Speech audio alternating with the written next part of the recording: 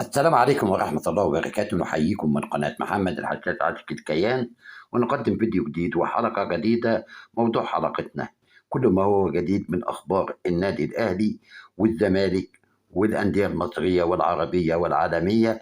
قبل ما نبدأ حلقتنا فضلا وليس أمرا تعمل لايك للفيديو ومشاركة للقناة وتعلق بذكر الله، وعلى بركة الله نبدأ حلقتنا. النهارده الخامس يوم من الراحة السلبية اللي كولر أداها للفريق كرة القدم بالنادي الأهلي. آه، بكرة بإذن الله يبدأ التدريب بدون الدوليين اللي هم السبعة مع المنتخب في الإمارات. هيلعبوا استنوا لغاية يوم 16 يلعبوا مباراة مع الجزائر، والاثنين التانيين علي معلول اللي هو طبعا لعب مباراة النهاردة مع كوريا وتونس اتغلبت حتى 4-0، وأليو ديانج مع المنتخب مالي. كولر مش هيعمل أي ماتشات ودية، هيكتفي بالتدريبات والتجهيز والتنبيهات وكل خطواته للاستعداد لغاية لما يستعد لمباراة سيمبا التنزاني المرتقبة يوم 20 بإذن الله، عشان السفر يوم 18 يكونوا يجوا اللعيبة اللي هم الدوليين مع المنتخب ويسافروا يوم. وأما علي معلول هيجي مباشر، ده بياخد ترانزيت ويجي من اليابان على تنزانيا، يصل قبل الفريق بإذن الله يوم 18 صباحا. ده بالنسبة للأهلي. بالنسبة للزمالك، الزمالك طبعا أسوريو مصمم ان هو مش عايز سامسون أكينيولا. خلاص الراجل بيقول لك وزنه تقل، حتى فنياته وأداؤه هو مش مقتنع بيه. فعشان كده اللجنة الثلاثية قعدت مع وكيله مع سامسون، قالوا له خد المتأخرات القديمة بتاعتك ويا دار ما دخلك شر.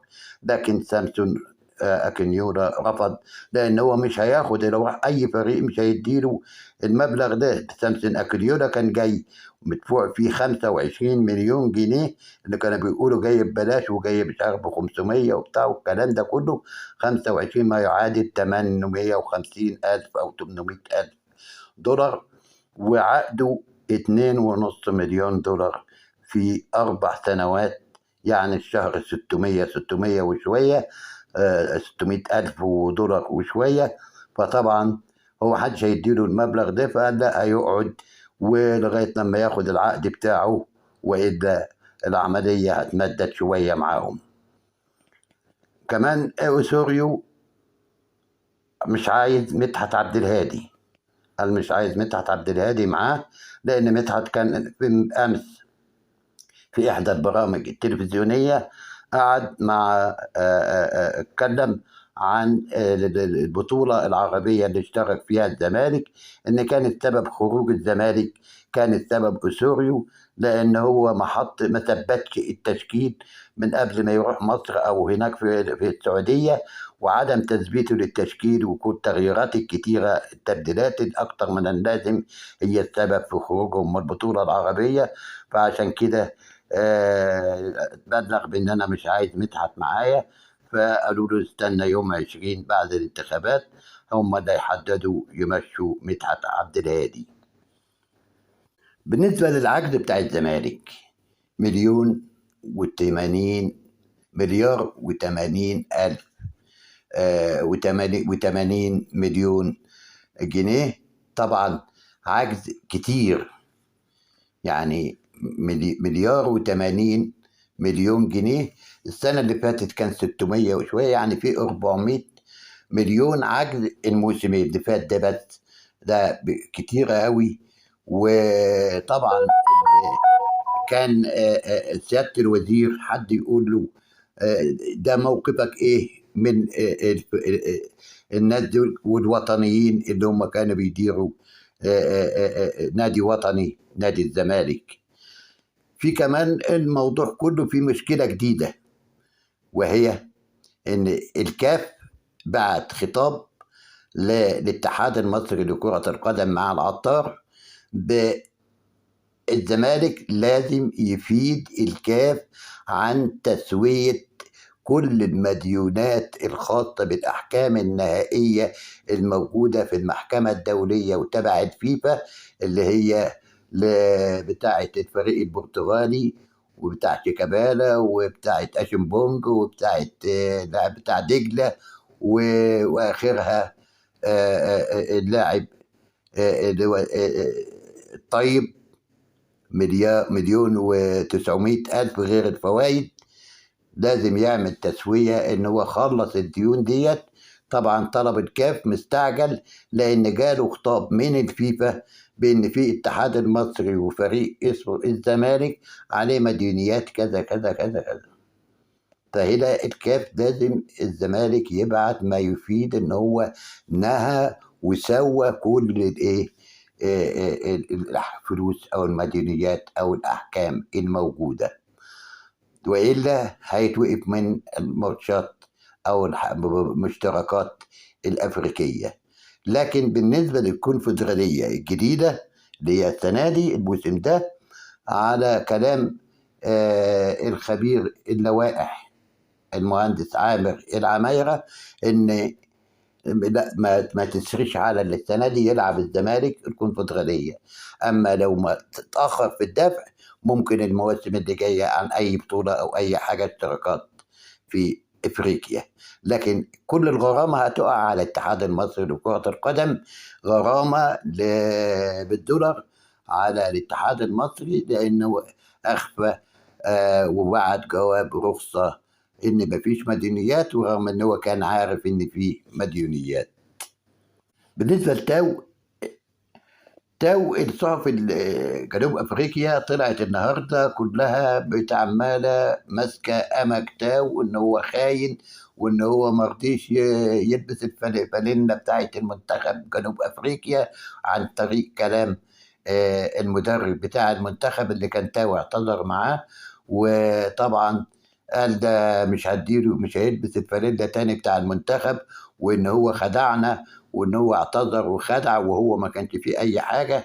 فده طبعا كان شكلها وحش بالنسبه لتاو. وكمان الاهلي هنا والمسؤولين عن عاوزين يمددوا تمديد لتاو سنه او سنتين، لان هو لاعب مهم جدا جدا مع الفريق، وراجل يعني جاب اهداف كتيره في البطولات اللي فاتت الموسم اللي فات، والموسم ده 4 اهداف في الدوري ماشي مع اللاعب بتاع اولولو بتاع اتحاد. وتاو لو لقي ما فيش بعد ما يمدد، تاو بيحب الاهلي وبيحب مصر وعايز يعيش في مصر، ممكن تاو ياخد الجنسيه المصريه.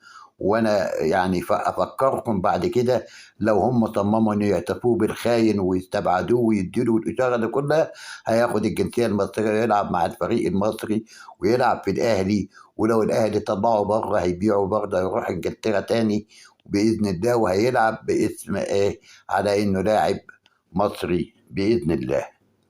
ده بالنسبه لتاو. كمان النهارده فوزي لكح المغربي أعلن بأن كأس العالم للأندية بتوبه الجديد هيتلعب في 2029 في المغرب، قبل كأس العالم اللي هيتلعب في المغرب 2030، قبل جربوا الملاعب والحاجات قبلها بسنة موسم. واللي هي المغرب طبعا خدت كأس العالم 2030 مع البرتغال واسبانيا، 3 فرق 3 دول هيتلعب فيهم كاس العالم 2030. و2029 كاس العالم للانديه بتوبه الجديد بالعدد الجديد اللي هو 24 فريق. اما في دعوه جت لكابتن محمود الخطيب، ربنا يديله الصحه والقوه، فمن انه يحضر المباراة الافتتاحية في تنزانيا في سيمبا التنزاني. هيكون طبعا رئيس الفيفا والكاف كله هيبقى موجود، وبعتوا للكابتن محمود الخطيب دعوة للحضور لافتتاح اللي هو المباراة بتاع سيمبا مع الأهلي في تنزانيا. لسه ما ردش عليهم. قبل ما نختم حلقتنا فضلا وليس أمرا تعمل لايك للفيديو ومشاركة للقناة وتعلق بذكر الله.